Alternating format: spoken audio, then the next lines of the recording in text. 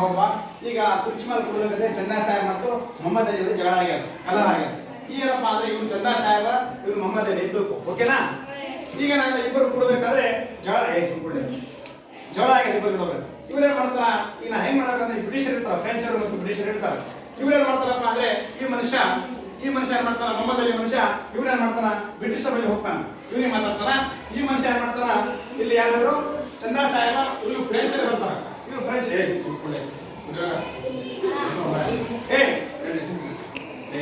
ಇವ್ರು ಇಬ್ರೇನಪ್ಪ ಅಂದ್ರೆ ಇವ್ರು ಹೇಳ್ತಾರ ನೋಡ್ರಿ ನಮ್ಗೆ ಹೆಲ್ಪ್ ಮಾಡಿ ಇವ್ರು ಹೇಳ್ತಾರ ನೋಡ್ರಿ ನಮ್ಗೆ ಹೆಲ್ಪ್ ಮಾಡಿ ಅಂತ ಹೇಳ್ತಾರ ಇವ್ರು ಇಂಗ್ಲಿಷ್ ವ್ಯಕ್ತಿ ಇವ್ರು ಇಂಗ್ಲಿಷ್ ಅವರು ಫ್ರೆಂಚ್ ಈಗ ಮಾಡ್ತಾರ ಸರಿ ತಗೋ ಯುದ್ಧಕ್ಕೆ ಬಾ ಅಂತ ಹೇಳ್ತಾರೆ ಇವ್ರಿಗೆ ಇಬ್ಬರು 4 ಜನ ಯುದ್ಧ ಬರ್ತಾರ ಇವ್ರಿ ಬಾರೆ 4 ಜನ ಬಾರೆ ಹಾ ಬಾ 4 ಜನ ಯುದ್ಧ ಆಗ್ತದ ಯುದ್ಧದಾಗ ಏನಪ್ಪ ಅಂದ್ರೆ ಇವ್ರಿಬ್ಬರು ಹೊಡಿತಾರ ಇವ್ರು ಕೆಳಗೆ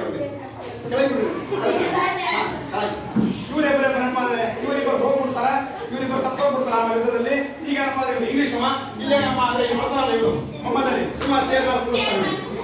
ಬ್ರಿಟಿಷರ್ ಕೂರಿಸ್ತಾರೆ ಓಕೆ